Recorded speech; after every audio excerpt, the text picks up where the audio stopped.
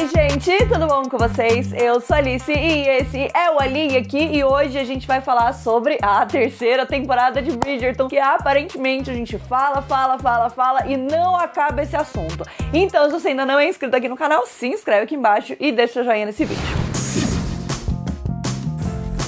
No vídeo de hoje a gente vai fazer uma comparação de livro versus série, que eu sei que vocês gostam muito, pra gente poder debater algumas mudanças que aconteceram na terceira temporada de Bridgerton em relação aos livros. Então eu vou comparar a terceira temporada com o livro que ela foi inspirada, que no caso é Os Segredos de Colin Bridgerton, porém eu também vou comparar algumas coisas que aconteceram nessa temporada e que não fazem parte desse livro. Eu vou tentar deixar isso mais pro final, então se você ainda não leu outros livros, não quer tomar spoilers em relação a isso, aí eu aviso pra vocês poderem parar o vídeo. Então, por enquanto, a gente vai ter spoilers do livro, Os Segredos de Colin Bridgerton, e também da terceira temporada da série até o último episódio. Vamos começar falando sobre algumas coisas que eu gostei bastante, algumas mudanças que eu gostei bastante. Lá depois da primeira parte, eu já fiz uma comparação comentando alguns dos acontecimentos ali da primeira parte, e eu acho que quando a gente pensa nos acontecimentos dessa segunda parte, apesar de eu ter algumas ressalvas da forma com que algumas coisas foram feitas, eu gostei bastante de certas adaptações que eles fizeram, principalmente de coisas importantes para a história. A primeira delas é a relação da Cressida e da Penélope em relação a Cressida dizer, né, e assumir que ela é a Lady Whistledown. Obviamente, no livro, a gente não tem a perspectiva da Cressida da história, porque o livro é narrado pelo Colin e pela Penélope, e a gente não consegue ver exatamente ali o que tá acontecendo na vida da Cressida pra ela tá fazendo isso, né, pra ela tá realmente assumindo aí a autoria de algo como a Lady Whistledown e etc. Então a gente não tem essa visão no livro. E aqui na série, eu acho que algumas decisões bem acertadas foram feitas em relação a isso, porque lá na primeira parte a gente teve a introdução dos problemas da Cressida, das coisas que estavam acontecendo com ela, obviamente da amizade dela com a Heloise também, mas nessa coisa, né, da família dela, da pressão dos pais dela, pra ela se casar logo, pra ela encontrar um homem e etc. E o fato de que se ela não encontrasse um cara, eles iriam então arranjar um casamento pra ela, né, que também era uma coisa bem comum naquela época. A Cressida, ela vai ser forçada a se casar com um homem bem mais velho do que ela e que claramente, né, não tem pensamentos assim muito modernos, e ele acredita que as esposas, elas têm que assumir certos posicionamentos dentro do casamento. Ele diz ali várias coisas, né, de que eles não vão em festa, que ele não acredita que festas sejam coisas boas para mulheres casadas e etc. E, enfim, né, tem várias coisas ali que claramente vai colocar a Cressida numa posição onde ela não vai ter a liberdade dela, né, não vai poder viver a vida dela. Então, obviamente, isso deixa ela muito aterrorizada, e aí tem um momento onde ela tá vendo ali de que a rainha tá oferecendo uma recompensa pela, né, identidade da Lady Whistledown, e ela forma esse plano, então, de se assumir como Lady Whistledown. De fato, isso só acontece no momento aí onde eles estão jogando uns jogos de adivinhação e tudo mais, e as pessoas começam a falar da Lady Whistledown e etc. E aí a Cressida, de fato, assume, né, esse papel de Lady Whistledown, mas eu acho que a forma com que isso foi feito na série e foi construído, essa necessidade dela de encontrar um jeito de sair ali daquele casamento forçado e daquela vida que ela seria, né, obrigada a ter caso ela se casasse com aquele cara, eu acho que isso foi muito interessante, porque deu um peso maior para aquela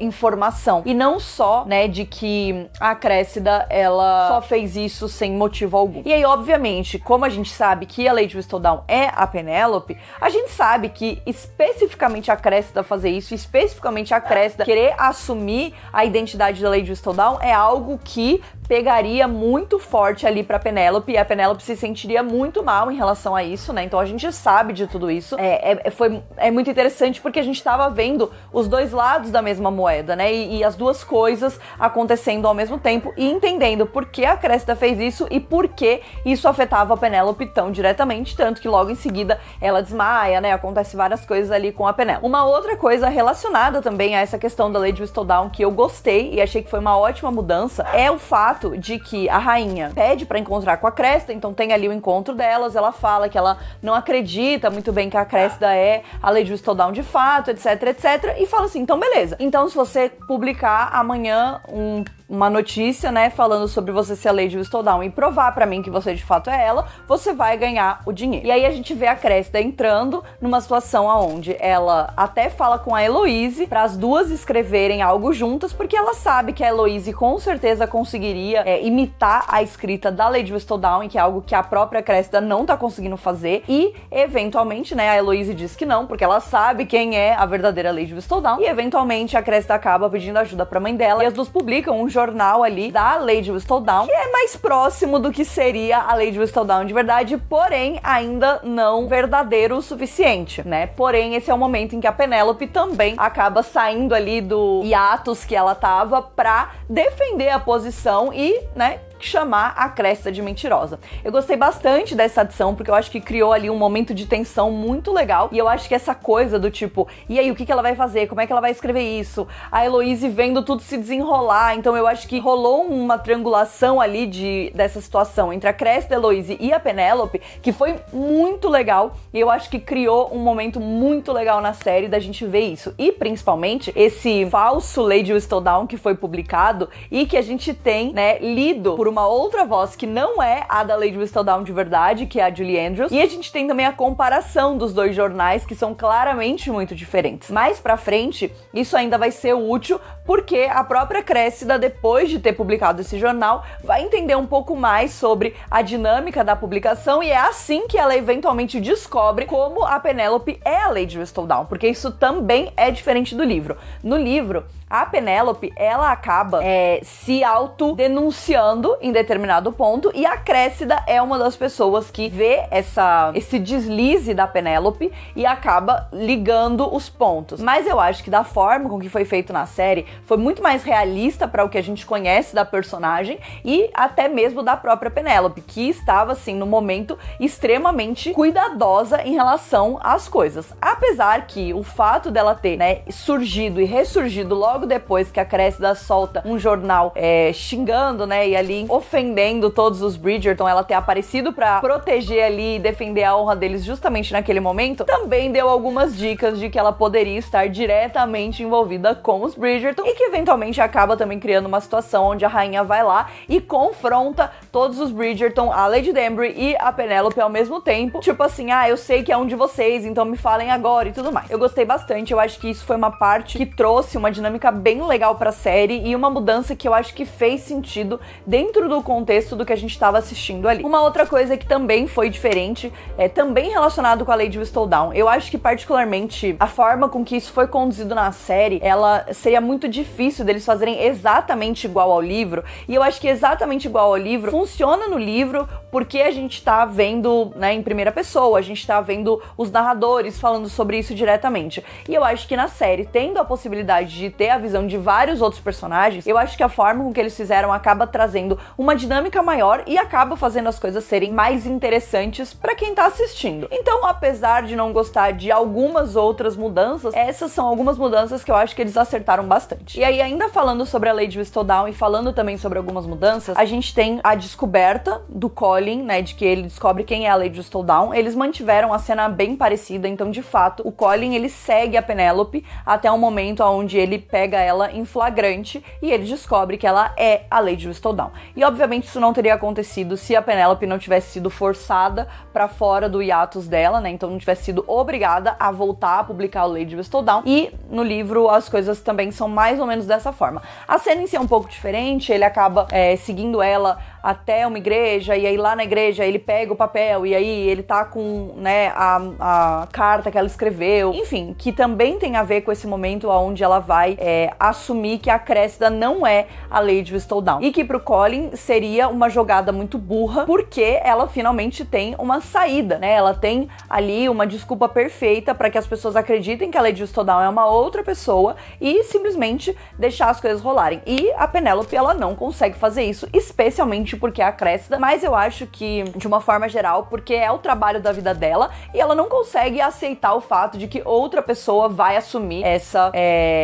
identidade no lugar dela, né? E aí a gente então tem esse momento. Eu comentei isso no meu vídeo de crítica, mas eu senti que esse momento da descoberta na série, ele falta um pouco de drama, ele poderia ser um pouco mais dramático. O do livro é bem dramático, é bem intenso, né? A gente vê a reação do Colin instantaneamente, ele fica, ele se sente traído, né? Ele tem muitos sentimentos, mas eu sinto que no livro a gente tem um drama maior nesse momento, né? Eu sinto que a sensação, enquanto eu lia, era muito mais de urgência, de tipo, meu Deus, ele vai ver ela, ele vai encontrar ela. E aqui eu sinto que foi meio papum e acabou e ele já viu e, né, vamos seguir em frente. Então eu sinto que eles não deram tempo suficiente pra esse acontecimento realmente ter esse impacto dramático, porque afinal de contas é uma grande revelação. Eu entendo que no livro esse é o momento onde a gente descobre também, junto com o Colin, que a Penélope é a Lady Whistledown. Então isso tem um peso maior de fato na narrativa. Porém, eu sinto que a descoberta pro Colin, dentro do contexto da série, dentro do contexto da história, ela é muito grande, tão grande quanto revelar isso pro público. Então eu sinto que o Colin da série, ele merecia também ter essa grande revelação, né? Esse grande momento onde todo mundo fica tipo,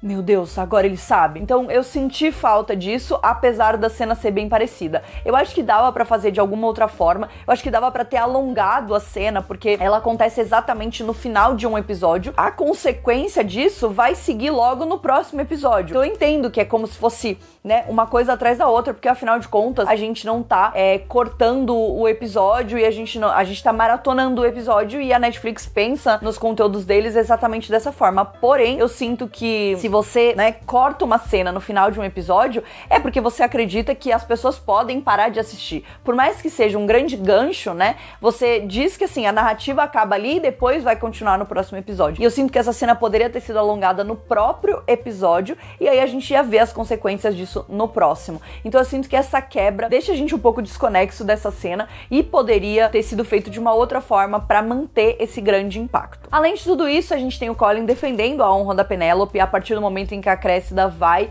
chantagear ela de que ela vai contar quem é a Lady Whistledown pra todo mundo caso a Penélope não dê dinheiro pra ela, né? Essa discussão também acontece no livro, porque a Penélope, ela tem dinheiro, e é muito engraçado porque na série o Colin, ele tá o tempo inteiro querendo se provar necessário pra Penélope, né? Ele quer ser um marido útil pra ela, ele quer defender ela, ele quer proteger ela, ele quer prover pra ela. Então ele tá bem ali focado no patriarcado, digamos assim, o que faz sentido, porque afinal de contas é uma série de época, e inclusive eu gosto que a gente tem essa mudança, né, de que nesse primeiro momento, quando o Colin, ele começa a perceber que ele é apaixonado pela Penélope, que ele quer ter esse relacionamento com ela, pra ele,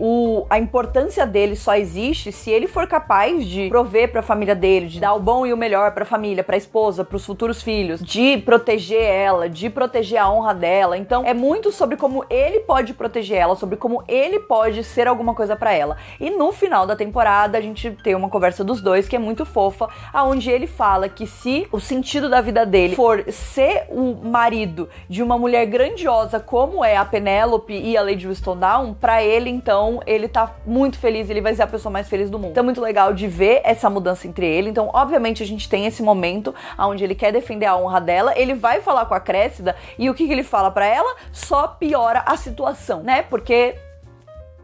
homem foi se meter aonde não devia. Deveria ter deixado o negócio ali com a Penélope e a Heloise, né? Coitado. O pobre só queria ajudar e acabou atrapalhando. Mas tudo bem, Colin. A gente vai botar ele ali num cantinho pra ele sentar e aguardar enquanto as mulheres resolvem a situação. Mas aí a gente tem também a grande revelação de quem é a Lady Whistledown. Porque em determinado ponto, então, a Penélope vai perceber que ela ceder à chantagem da Cressida não é o caminho e ela vai precisar arranjar uma outra forma de se livrar desse problema. E a forma com que ela arranja é assumindo que ela é a Lady Whistledown. Eu confesso que eu gostei bastante dessa mudança na série também, porque apesar de no livro ser muito fofo esse momento, não só porque o Colin vai lá e fala, eu vou resolver essa situação, e ele de fato toma as rédeas de tudo e resolve, e ainda por cima pede ajuda pros Bridgerton, que agora são a família da Penélope, e eu acho que o fato do Colin pedir ajuda pros irmãos, pra mãe, pra todo mundo, e principalmente pedir pra eles protegerem a Penélope, ficarem com ela, não saírem do lado dela enquanto ele tá resolvendo essa situação, isso mostra bastante esse lado super protetor dela, mas também coloca a Penélope numa situação onde ela se vê fazendo parte da família que ela sempre admirou e sempre quis fazer parte o tempo inteiro. Então eu acho que isso é muito fofo no livro, mas eu sinto que pra série a gente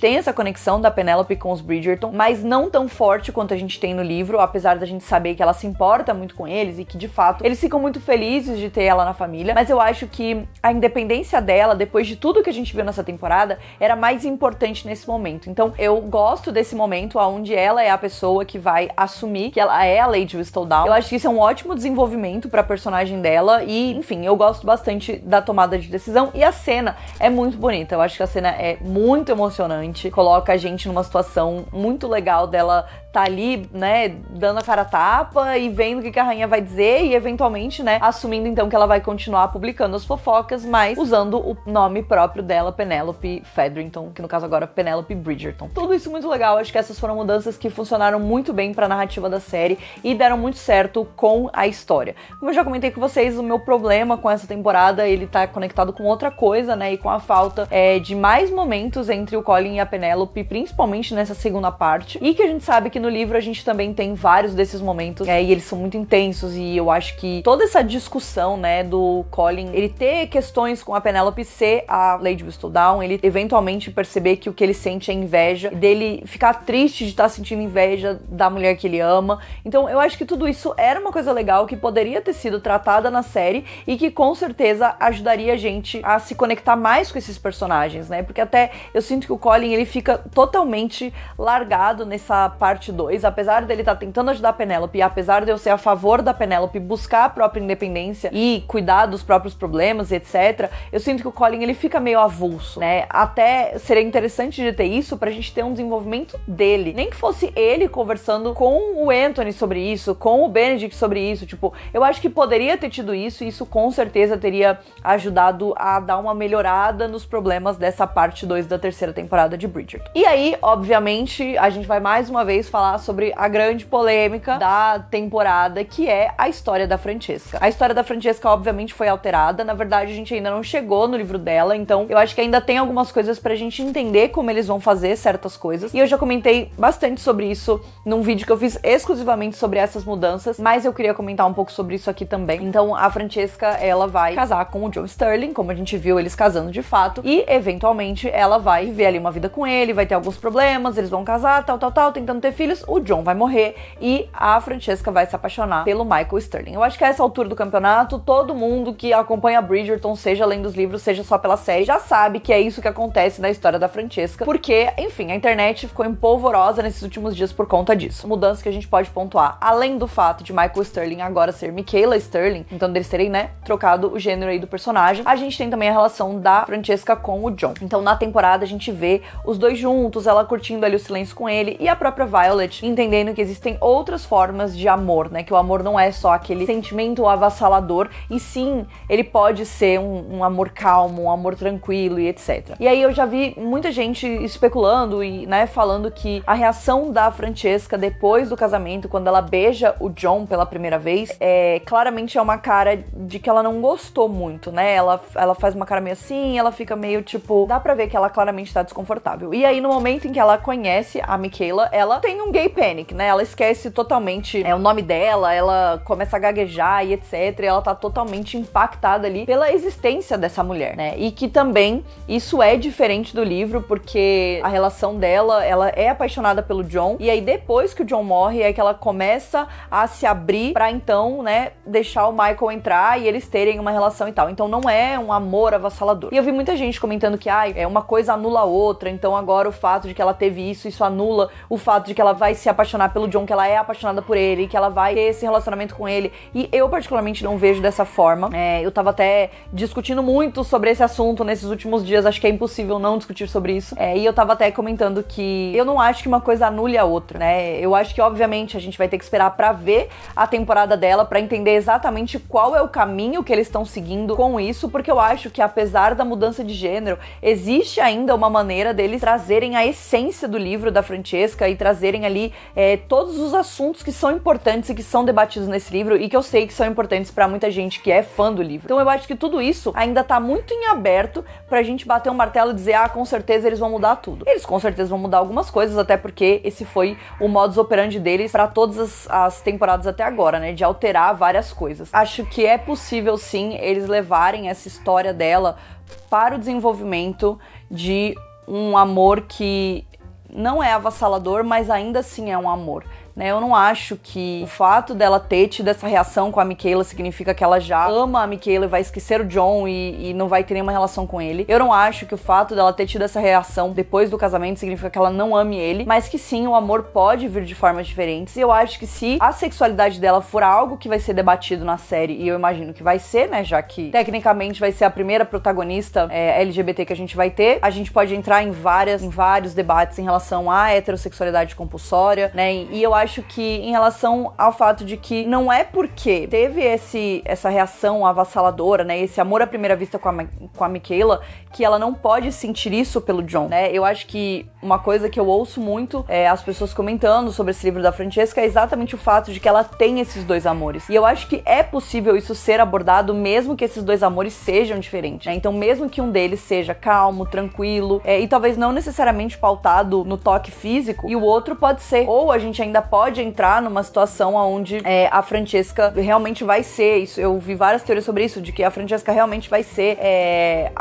assexual. Então eu acho que tem vários quesitos que podem ser debatidos em relação a isso, de que ela vai estar no espectro, né, ace de alguma forma. Então eu acho que tem várias coisas que ainda podem ser debatidas, mas eu não acho que uma coisa instantaneamente anula a outra. Então houve essa mudança, mas eu acho que ainda é cedo demais pra gente concluir coisas baseadas nessas pequenas cenas que a gente tem. Elas dão a entender uma coisa, elas podem ser interpretadas de uma forma, mas elas também podem ser interpretadas de outra, e aí eu acho que a gente vai ter que esperar pra ver a temporada dela, pra de fato entender qual é a grande mudança que eles fizeram em relação a isso. Então é isso, esse foi o meu vídeo de hoje. Falei um monte de mudança, tenho certeza que não falei de tudo. Ainda vai ter mais vídeo aqui no canal sobre Bridgerton, e inclusive o nosso próximo vídeo de Bridgerton, que não vai ser o próximo vídeo do canal, mas vai ser o próximo vídeo de Bridgerton, vai ser com uma convidada muito especial, que eu sou animadíssima pra trazer aqui pra vocês, pra gente conversar sobre Bridgerton. Então não esquece de você se inscrever aqui nesse canal, deixar o seu joinha, e a gente se vê no próximo vídeo. Um beijo!